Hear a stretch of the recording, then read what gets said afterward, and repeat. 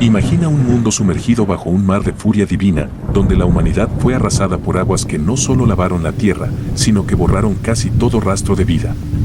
Pero la pregunta es, ¿por qué un Dios misericordioso decidió destruir casi toda su creación? En los próximos minutos, develaremos los secretos más oscuros y ocultos del diluvio universal. Una historia que va más allá de lo que alguna vez te contaron. Prepárate, porque lo que estás a punto de escuchar cambiará para siempre la forma en que ves este antiguo mito. El diluvio universal no es simplemente un capítulo en la historia de la humanidad, sino un eco de advertencia que ha resonado en múltiples culturas y épocas. El relato bíblico, plasmado en el libro del Génesis, nos habla de un Dios que, en su desesperación por la maldad desbordada de los seres humanos, decide iniciar un reinicio total. La Biblia nos cuenta que la tierra estaba llena de violencia y que todas las inclinaciones del corazón humano eran solo maldad. Dios, que había creado al hombre a su imagen y semejanza, ahora veía cómo su creación se había corrompido irreversiblemente.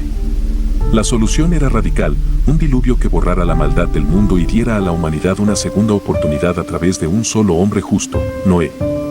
¿Pero quién era Noé?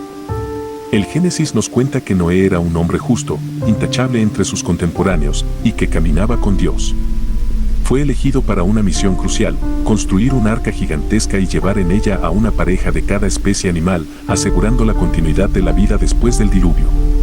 El arca no era solo un refugio sino un símbolo de esperanza, de renovación y de la promesa de un nuevo comienzo. Pero antes de esa esperanza, la destrucción total tenía que ocurrir.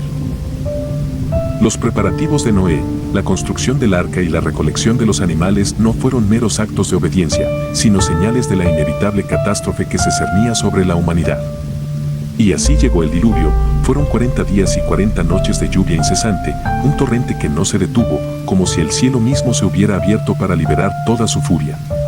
Las aguas no solo cayeron del cielo sino que también brotaron desde las profundidades de la tierra. Las fuentes del gran abismo se rompieron, y en cuestión de días, los ríos se desbordaron, los mares se levantaron y las montañas más altas quedaron sumergidas bajo las aguas. La humanidad atrapada en su arrogancia y maldad fue barrida por la fuerza imparable del diluvio. Las casas fueron arrasadas, los campos se convirtieron en océanos, y los gritos desesperados de aquellos que intentaban escapar se silenciaron bajo las aguas. El mundo entero se transformó en un vasto mar sin fin, donde no había escape ni refugio fuera de él. Dentro del arca, Noé y su familia soportaron el caos del diluvio, escuchando cómo las aguas golpeaban con furia contra su refugio. Durante días interminables la tormenta no cesó.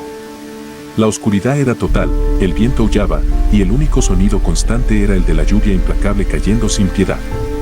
Fueron días de miedo, incertidumbre y oración, mientras el arca flotaba a merced de las aguas. Finalmente, después de 40 días, la lluvia cesó. Pero las aguas no se retiraron de inmediato. Durante meses, la tierra permaneció sumergida bajo este inmenso océano y la esperanza de un nuevo comienzo parecía tan distante como la tierra firme que no lograban ver. Fue solo después de 150 días que las aguas comenzaron a bajar lentamente. El arca quedó varada en el monte Ararat y Noé esperó pacientemente hasta que la tierra se secó por completo. El regreso de la paloma con una rama de olivo en el pico fue mucho más que un simple indicio de tierra firme. Fue un símbolo profundo de esperanza y renovación, un mensaje divino de que la vida estaba dispuesta a resurgir de las cenizas del juicio. Para Noé y su familia esa pequeña rama representaba el fin de la devastación y el comienzo de una nueva era.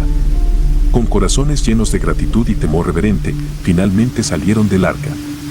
Al pisar el suelo renovado, sintieron la humedad de la tierra bajo sus pies, una tierra que había sido purificada por las aguas, pero también transformada irremediablemente. La naturaleza estaba en silencio como si la misma creación aún estuviera procesando la magnitud del diluvio. Lo que antes eran praderas verdes y ciudades bulliciosas, ahora se habían convertido en un terreno desolado, marcado por la furia de las aguas.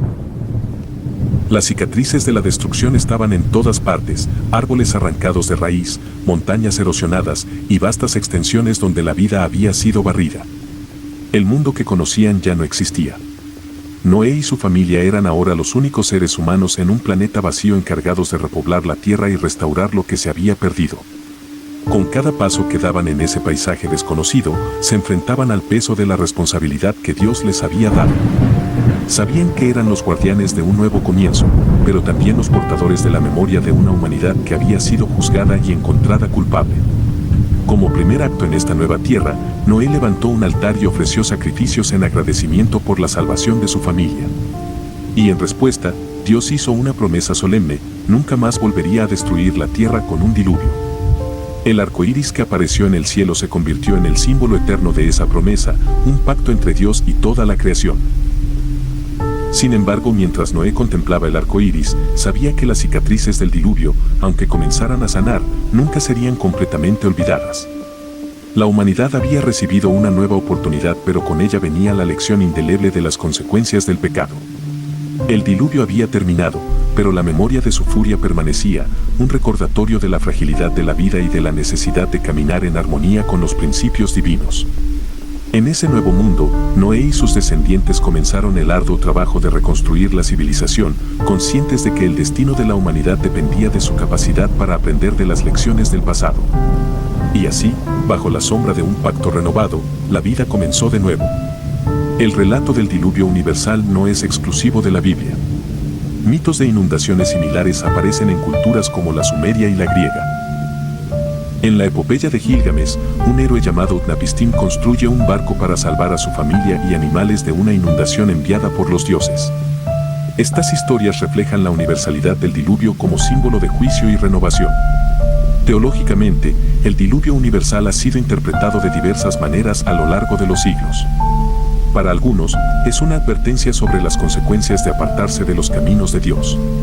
Para otros, es un símbolo de la purificación necesaria antes de un nuevo comienzo.